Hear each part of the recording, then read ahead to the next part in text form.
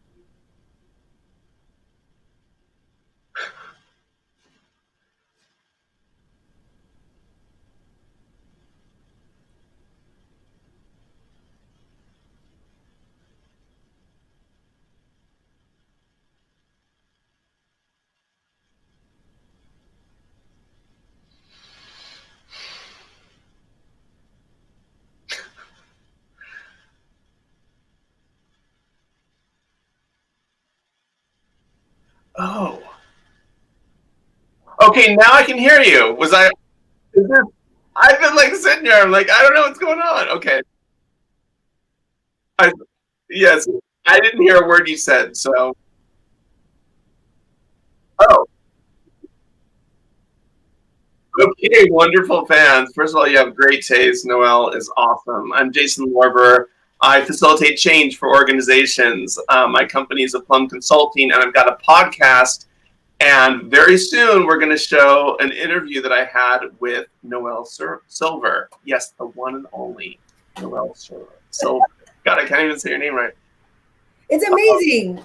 Yeah, we had so much fun. We were talking about, normally my conversations on these podcasts are all around like mostly technology and futuristic, like what's my view on voice in the next 20 years or 15 years. And but this was a little bit of a different conversation. We focused a little bit more on change and what happens. I know you asked me kind of a vulnerable question about something that had happened in my life, and you all will have to tune in if you want to hear a little bit more about that. But it was interesting because what I found was in that moment of very personal challenge, I actually created some processes, and this happened a long time ago, early in my career. But it was a personal kind of, I don't know, I'd even call it like a tragedy or perceived tragedy, like, oh my gosh, my life is ending.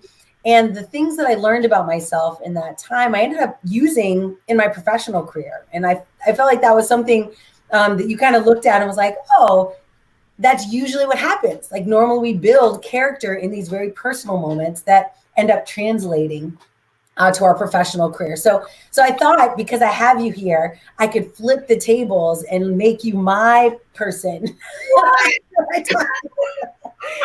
And I would love for them to have a similar experience, right? Like, I guess maybe give us your philosophy on change and kind of change management. That's ultimately what we're talking about.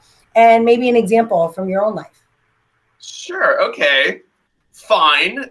Turn the tables on me. Fair play. And so what I when I asked Noelle, what was a moment that she had to undergo change that kind of shaped her philosophy, and really, it's an opportunity to kind of present yourself and look back on your life and say, this is who I am at my core, or what comes forward when pressed to the mat. And so for me, very early on, I found that when I was in 5th grade, I was going to a Hebrew school, a Jewish religious school, and I learned about the Holocaust. And I remember at a very young age, what's that, 10 years old, hearing about this and just saying, why didn't anyone do anything about that? 6 million Jews were being killed, and why did no one step up? Right. The rational questions of a child. Right. Right. That sometimes as adults we're like, well, there's so many reasons, so many explanations.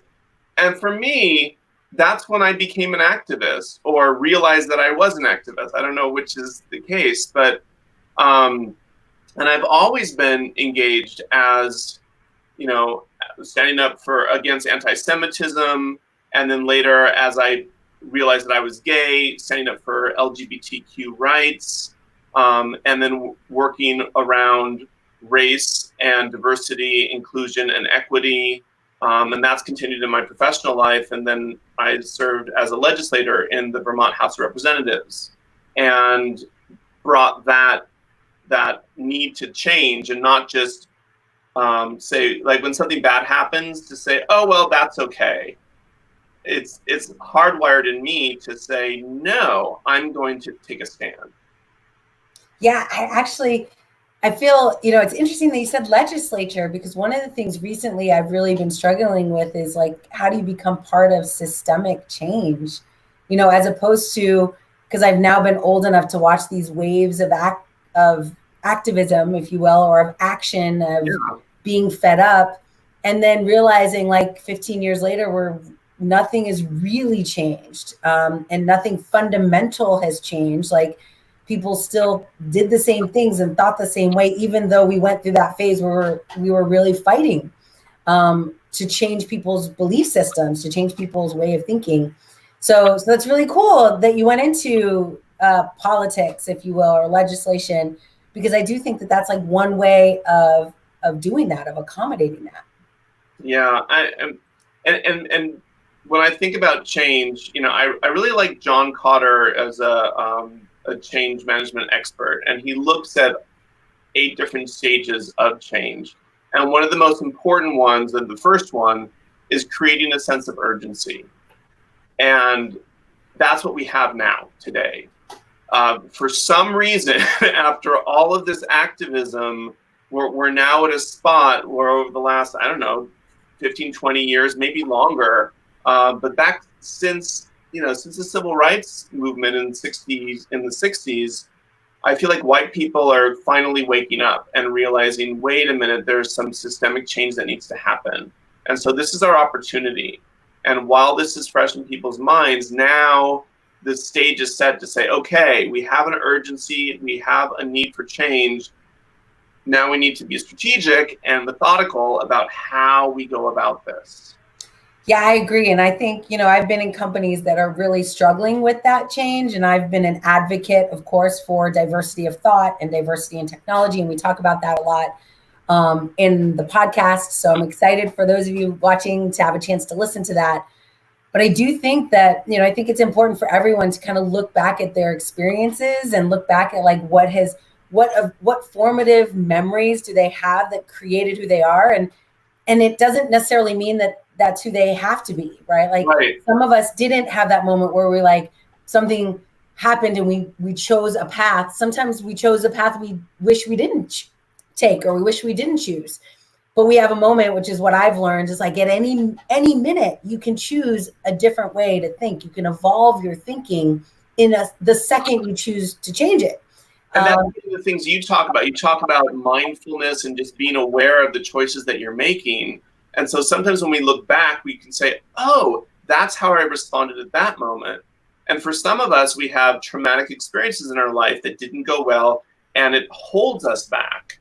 Right. And other times we can say, well, have there been instances when I had to change and I did, and it came out well? So that can power us and give us fuel to address more changes. Exactly. And I just love that, like, those patterns can help us by giving us the ability to go, oh, I see I did that and I want to do it again. or they can be patterns that we use to identify things that we want to change about ourselves. So I think it's such an interesting area because we all go through change and we all manage change, whether we want to or not, whether we do it in a way that we're proud of or not. But our conversation really gave me like a new lens to look through, like, how do I handle the change in my life? How do I handle when things don't go well? I think we talked about like a disaster recovery plan. Like, you know, all of my family on these social channels are all from technology for the most part, and we understand what disaster recovery is. But how do we do that for ourselves? So it was awesome and a huge pleasure to talk to you. I think it was really fun. Yes, absolutely. And one of the things that we touched on and we expanded on, but I'll tease it just a little bit, is this idea that companies or people have positive intentions and that somehow that's enough. And there's so many companies that say, you know, we want a diverse workforce. We want to be inclusive. And we tried, but didn't work. Oh, well, let's move on. That's right. But we wouldn't say that about profitability or sales. Right.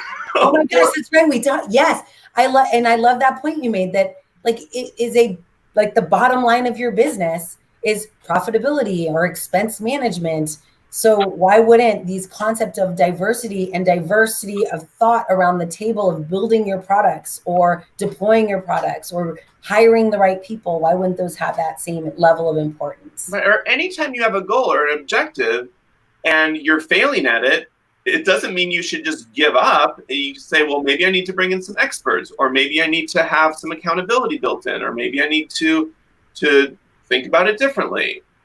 Just like you would with any other business initiative that's important. And so if you have management or an organization where it seems like they're paying lip service, you can bring that to their attention and say, is this important to us? If so, we might not know the answer, but let's find it together. Yes, and pick some metrics and measure the thing, for goodness sakes. Well, it was super fun. I know a bunch of people will probably want to check out this podcast episode. Why don't you give us a little bit of information about where they can find it and where maybe the best places to connect with you if they want to continue the conversation? Oh, sure. So can we put like a link in at the bottom? Yep, I'll put it in the notes or it'll either be in the description or on LinkedIn, it'll be in the comments. Okay, and so that'll be up in the next few days. And so once we have that URL, I'll share it. But it's Lemonade with a Plum. So if you go to LinkedIn and you do the hashtag Lemonade with a Plum and click on it, you'll find the amazing interview with Noelle Silber. Yay! Well, it was awesome. Thanks so much for hopping on. And as everyone knows, my starts to these things are always a little bit rocky, but thanks everybody for staying. I appreciate all of your comments. And I really look forward to hearing what you think about this episode. And thanks, Jason, for having me. Great. Thanks, Noelle. Okay, bye.